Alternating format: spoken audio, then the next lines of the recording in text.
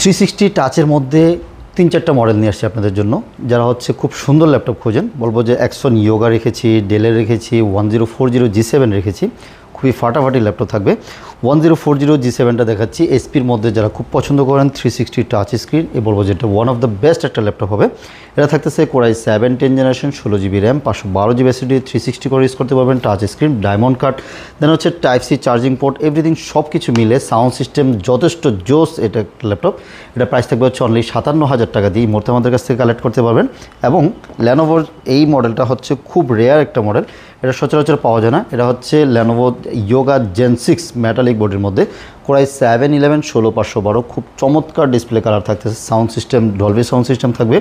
এটা Core i7-11 16512GB দিয়ে price থাকতেছে অনলি 63,000 টাকা নিতে পারবেন।